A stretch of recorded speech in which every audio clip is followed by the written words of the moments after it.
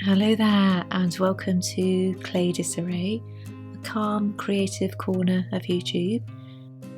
And I don't know if you remember, but I made 3 of the Beatles a little while ago. So today I'm going to be adding in the 4th, which is John Lennon.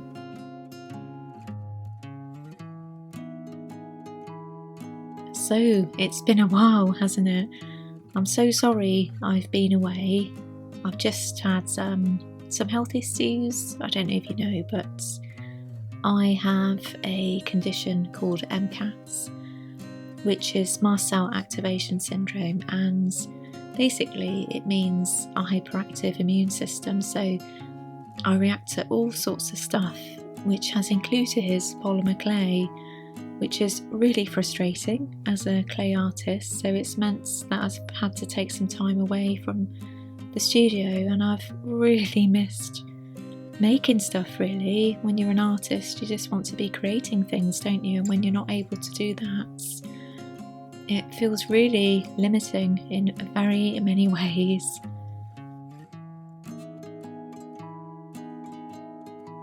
So anyway, here I'm making John Lennon's face.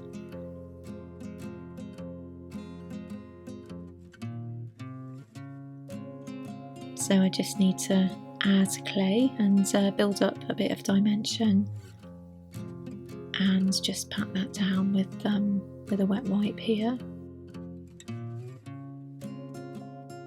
And it's kind of weird watching myself make John, because I think I made this model about a year ago now, but I'd completely forgotten about the footage. So I just remembered this morning and I thought, gosh, I've not uploaded that to YouTube yet. So I thought I'd spend a few hours just putting together the footage, and also hopefully it will serve as a bit of motivation for me to get started on some clay at some point soon, just really to experiment, just to see how my system copes with it, because it's been quite some months since I've made anything. And in fact, I think John was the last thing that I made, so it's been, gosh, nearly a year, I think, which just seems bonkers, really.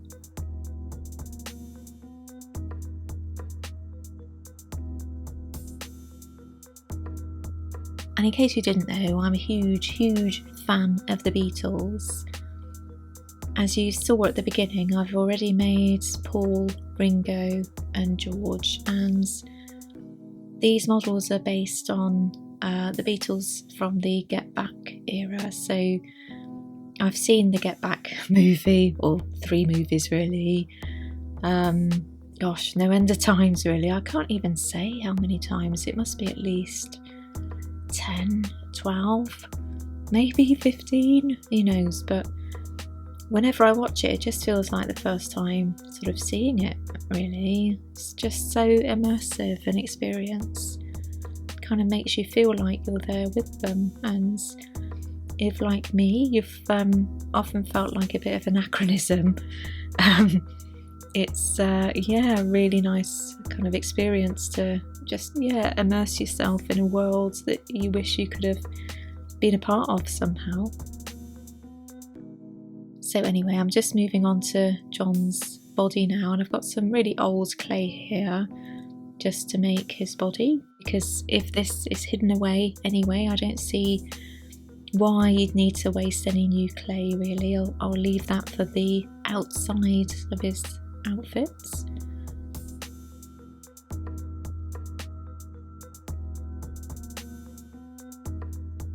So I'll just scrape down some clay here just to make sure it's nice and flat for when I add his top, like so.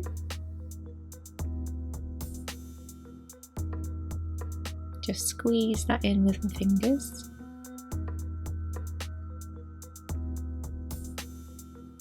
And just with a wet wipe here, I'll press down. It's just really important to ensure that this is as flat as possible, really. I'll just go over with my acrylic roller. So now I need to make John's iconic coats, and it's a brown shaggy style coat. So there's going to be lots of texture on this one, but firstly I just need to cut it to size really, because it's easier to work like this. So with my needle tool, I'll just go in and add some light scratches basically, and just need to continue doing this for quite some time. I'd say it took maybe, I don't know, 15 minutes just to get to this kind of texture that resembles like a shaggy style or hairy jackets or coats. So now I can place that over his body and just work out where it needs to go. So now I'm just going to work on his hands.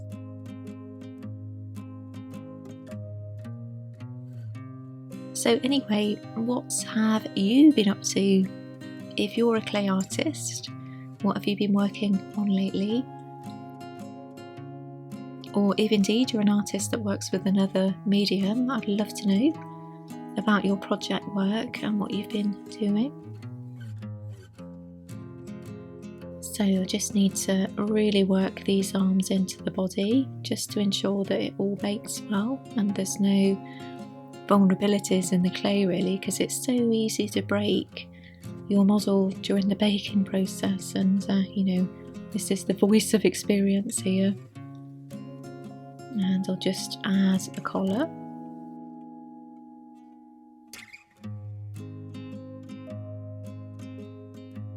And here we go, John's iconic glasses, which should make him look at least 50% more like John. So I'm happy with the positioning of the glasses. I'm just going to add on some sideburns, which will help to secure the glasses as well. So that's a nice little detail there. And then I just need to add lots and lots of hair.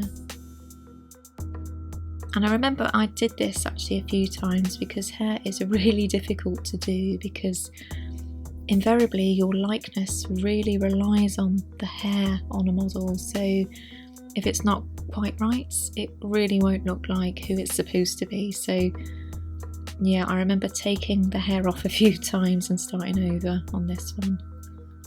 It was worth it in the end though.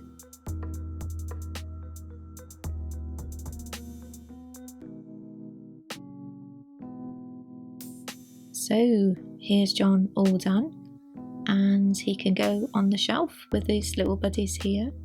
And although I usually sell my models, I just can't part with these guys because they've become my little buddies really in the studio.